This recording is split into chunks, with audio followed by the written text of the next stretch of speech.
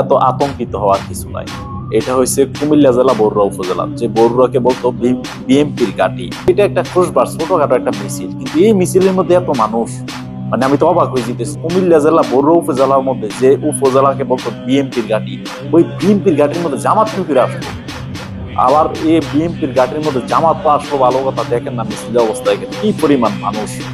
আবার 7 তারিখে কুমিল্লা জামাত ইসলামের সমাবেশের মধ্যে আসতেছে হাসনাত আব্দুল্লাহ এবং কি সাদিক কায়েম।